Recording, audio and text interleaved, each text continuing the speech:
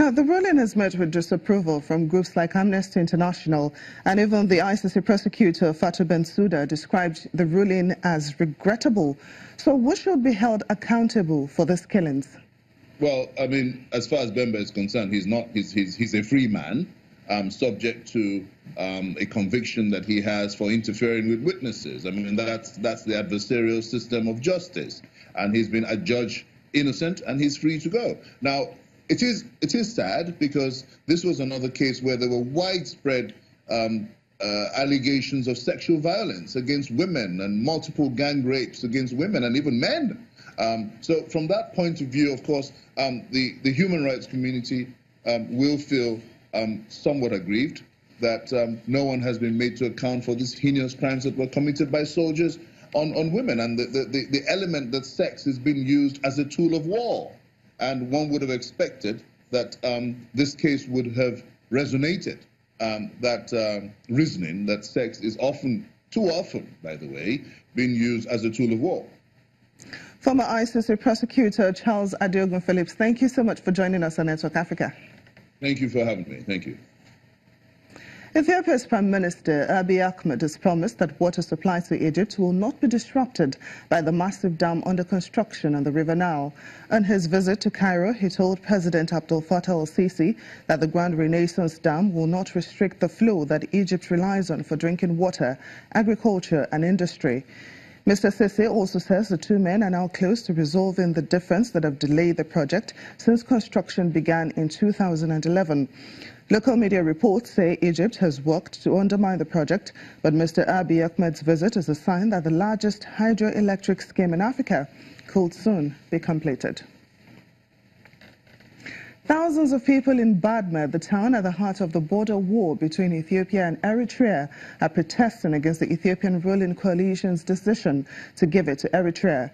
The Ethiopian protesters chanted slogans against the decision, saying they will not become Eritreans and that Badme town will always be part of Ethiopia. The ruling Ethiopian People's Revolutionary Democratic Front announced last week that it will fully accept and implement the peace agreement that ended its border war with Eritrea.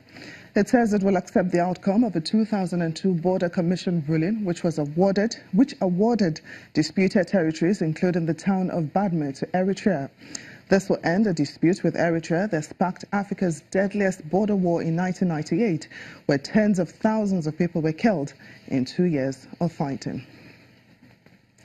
In Burundi, long-serving President Pierre Nkurunziza has promised to step down when his term ends in 2020, easing fears of fresh violence in the impoverished country. He also says he will support whoever replaces him in 2020. Mr. Nkurunziza had been widely expected to take advantage of recent changes to the constitution to stand for 2 more terms, raising concerns that the country would see a repeat of the unrest that erupted after he stood for a 3rd time in 2015. Burundian opposition politicians welcomed President Pierre Nkurunziza's announcement of not seeking re-election in 2020.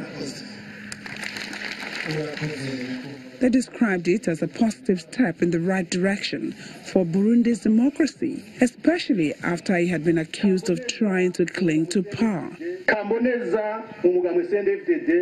If this commitment is respected, it can be useful for him, his party, and for the whole nation. It will be a reference for other African heads of state who change the constitution at the end of their mandates. I will not go into detail on all this. I'm taking this statement positively. The violence that erupted in 2015 shook a region still haunted by the 1994 genocide in Rwanda. Rwanda and Burundi have a similar ethnic mix. Opponents accused Nkurunziza at the time of breaking the constitution and the terms of a peace deal that ended an ethnically charged civil war. Thousands fled violence that erupted after protests and a failed coup. With that, we call on them not to get distracted and fall into the trap of those who indulge in misinterpretations in relation to the number of terms of office of the President of the Republic of Burundi in office and the constitution that we have just promulgated today. Whoever wishes to take a departure from these lies, he has only to read it himself. Last month, voters in the small Central African nation approved changes to the constitution that would theoretically allow Nkurunziza to stay in power until 2034. The opposition said the vote was marred by intimidation and fraud, a charge the government denied. When someone causes a lot of confusion, everyone can say it. I do not think he's planning for a successor, but another person might see it differently. So let's be patient, and we will see in 2020. President Nkurunziza, who is a former rebel leader, first came to power in 2005 at the end of Burundi's civil war that left at least 300,000 people dead.